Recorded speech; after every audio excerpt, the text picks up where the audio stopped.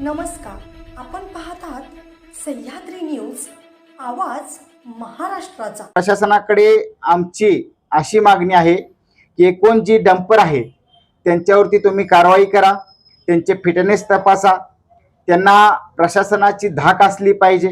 ह्या मंडळींच्यावरती कोणती प्रशासनाची धाक तेच म्हणजे कसलीच त्यांना भीती नाही प्रशासनाच्या माध्यमातून। डंपर चालक आहेत इतर त्या सर्वांची बैठक लावा, त्यांना आपण समज द्या, त्यांचे कागदपत्र क्लिअर आहेत का हेही पहा। आपण हे आंदोलन काल तात्पुरतं स्थगित केलेलं आहे।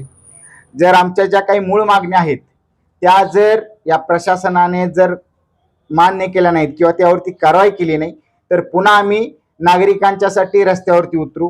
पोलीस डिपार्टमेंटकडून आमची मागणी राहिली की बाबा ज्या 2 घटना इथे घडल्या अपघाताच्या आणि त्यामध्ये जे FIR दाखल केलेले आहेत त्या FIR मध्ये बारकाईने लक्ष देऊन वाचलं असता पहिल्या FIR मध्ये मूळ गाडी मालकाचं कुठं नावच नाहीये।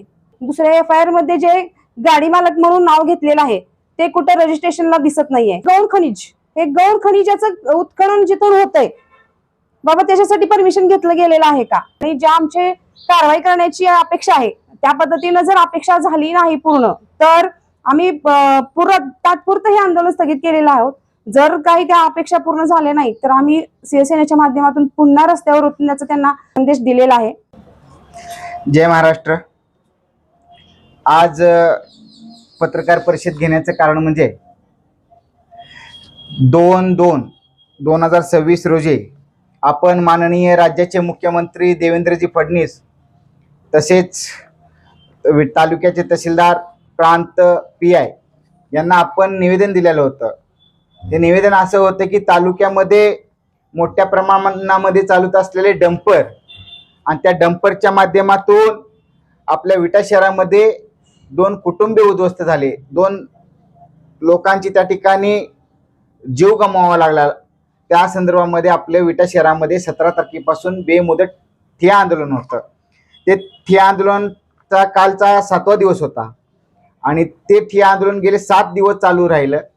आपल्या त्यामध्ये मागण्या होत्या की जे डंपर चालक आहेत त्यांच्या गाड्यांची तपासणी व्हावी, त्या मालकांची कागदपत्रांची तपासणी व्हावी, जो चालक आहे त्याचं कागदपत्र क्लिअर आहेत का, त्याच्याकडे परवाना आहे का, अशा एकूण वेगवेगळ्या अनुषंगाने आपली काही जी मागणी होती त्यातल्या बऱ्याचशाच मागण्या शासनाने समजून घेऊन काही डंपर चालकांच्या वरती कारवाई केलेली आहे, तसे त्यांनी आपल्याला ते कागदपत्रही दिलेले आहेत।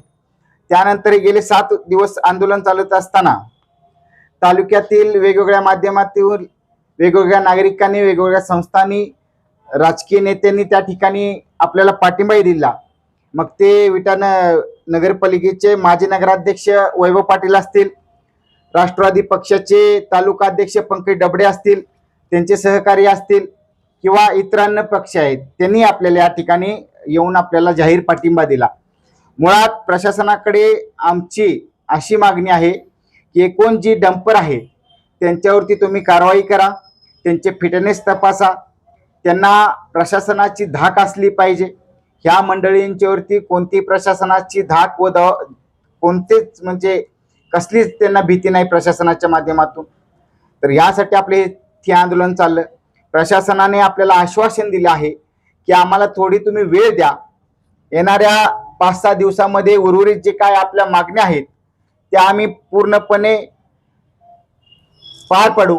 आणि दुसरी गोष्ट आपल्याला तेही सांगितलेलं आहे की आपली मागणी होती की जे डंपर चालक आहेत इतर त्या सर्वांची बैठक लावा, त्यांना आपण समज द्या, त्यांचे कागदपत्र क्लिअर आहेत का हेही पहा। त्यामुळे आपल्याला माननीय तहसीलदार साहेबांनी त्यानंतर पोलीस निरीक्षक पळे यांनी सांगितलेलं आहे की आपल्याला या ठिकाणी येणाऱ्या दिवसामध्ये ते 4 दिवसांमध्ये व्यवस्थित सगळ्या पद्धतीने कारवाई करणार आहे। आपण हे आंदोलन काल तात्पुरतं स्थगित केलेलं आहे। जर आमच्या ज्या काही मूळ मागण्या आहेत त्या जर या प्रशासनाने जर मान्य केल्या नाहीत किंवा त्यावरती कारवाई केली नाही तर पुन्हा आम्ही नागरिकांच्यासाठी रस्त्यावरती उतरू, एवढंच आपल्याला या माध्यमातून सांगतो। जय हिंद, जय महाराष्ट्र। जय जिजाऊ जय शिवराय। शिवसेनेच्या माध्यमातून शिवसेना प्रमुख माननीय शिवसाहेब शिंदे यांच्या नेतृत्वाखाली दिनांक 2/2/2026 रोजी आम्ही प्रशासनातील सर्व विभागांना प्रमुख पत्र हे मुख्यमंत्र्यांना दिलं होतं। त्याच्यानंतर खाली माहितीसाठी प्रति सगळ्या विभागाला दिले होते। आणि त्याच्याच अनुषंगाने आम्ही अल्टिमेटम दिलं होतं की 15 दिवसात जे आमच्या काही मागण्या आहेत डंपर अपघाताच्या शृंखलेसाठी त्या जर मान्य झाल्या नाहीत तर आम्ही आमच्या शिवसेनेच्या वतीनं बेमुदत ठिय्या आंदोलन करू. त्या पद्धतीने आम्हाला कुठल्याही प्रकारचा पत्रव्यवहार झाला नाही, कुठल्याही प्रकारची कुठलीही कारवाईची माहिती दिली गेली नाही. त्यामुळे आम्ही 17 तारखेला 17/2/2026 ठरल्याप्रमाणे आंदोलनासाठी बसलो. त्यानंतर आम्हाला दुसऱ्या दिवशीपासून तहसीलदार, माननीय तहसीलदार असतील, पोलीस डिपार्टमेंटची लोक असतील, RTO डिपार्टमेंटची लोक असतील, वारंवार भेटून जात होती आणि फक्त आश्वासनं देत होती की आम्ही असं करू, आम्हाला वेळ द्या. परंतु आम्ही आमच्या मागण्या लावून धरल्या. कालच दिनांक 23 रोजी आम्हाला त्यांनी लेखी स्वरूपात काही गोष्टी सांगितल्या, लेखी स्वरूपात दिल्या की अशा प्रकारची कारवाई करण्यात आलेली आहे आणि इथून पुढे सुद्धा अशाच प्रकारची कडक कारवाई करण्यात येईल. हे सगळं करत असताना पोलीस डिपार्टमेंटकडून आमची मागणी राहिली की बाबा ज्या 2 घटना इथं घडल्या अपघाताच्या आणि त्यामध्ये जे FIR दाखल केलेले आहेत त्या FIR मध्ये बारकाईने लक्ष देऊन वाचलं असता पहिल्या FIR मध्ये मूळ गाडी मालकाचं कुठं नावच नाहीये, ते फक्त चालकाचं नाव आहे. दुसऱ्या FIR मध्ये जे गाडी मालक म्हणून नाव घेतलेलं आहे ते कुठे रजिस्ट्रेशनला दिसत नाहीये. ते ऑनलाईन रजिस्ट्रेशनला बघितलं तर तिथं दुसराच कुठला तरी मालक येतोय. याच्याविषयी मागणी आम्ही लेखी मागणी पोलीस डिपार्टमेंटकडे करणार आहे. त्यांनी आमच्याकडे वेळ मागितला आहे. ते म्हटलेत आम्ही सर्व डिपार्टमेंटची मीटिंग घेऊन याच्यावर अजून कडक कशी काही कारवाई करता येईल याच्याविषयी बघणार आहोत. आणि कालच त्यांनी आम्हाला म्हणजे कागदपत्री दिलंय की आतापर्यंत 21 तारखेपासून जवळजवळ 38 गाड्यांवर त्यांनी कारवाई केलेली त्यात दिसत आहे. हे सगळं होत असताना जे अवजड वाहतूक आहे त्या अवजड वाहतूक कशी काय कायदेशीररित्या व्यवस्थित होता येईल याच्याकडे लक्ष देण्याची खूप गरज आहे, याची आम्ही आमच्या माध्यमातून त्यांच्या निदर्शनास आणून दिलं. जसं की ज्या अवजड वाहतूक करणाऱ्या गाड्या आहेत त्यांचे फिटनेस सर्टिफिकेट बघितले पाहिजेत, त्यांचे इन्शुरन्स नाही आहेत, त्यांचे चालक प्रशिक्षकात आहेत का बघितलं पाहिजे. तसंच त्यांचे जे माल वाहतूक करण्याच्या वजनाची जी मर्यादा आहे ती पण बघणं फार गरजेचं आहे. कारण जर माल वाहतूक करायची मर्यादा जर 10-20 टन किंवा 25 टन असेल आणि जर 35 टन माल त्यात भरला असेल तर खचितच त्या चालकाकडून त्या गाडीचा तोल जाऊन अपघात घडण्याची शक्यता नाकारता येत नाही. ह्या सुद्धा गोष्टी तिथं बघणे फार गरजेचं आहे. तसंच आमची महत्वाची मागणी होती की गौण खनिज, हे गौण खनिजाचं उत्खनन जिथून होतंय बाबा त्याच्यासाठी परमिशन घेतलं गेलेलं आहे का, त्याचं टेंडर भरलं गेलेलं आहे का, आणि ते टेंडर अशा प्रकारचं भरले गेले असतील तर त्याची सुद्धा माहिती आम्ही लेखी स्वरूपात मागवलेली आहे. ती त्यांनी आम्हाला 5-7 दिवस मागितलेली आहेत. त्या दरम्यान आम्हाला ती माहिती मिळेल.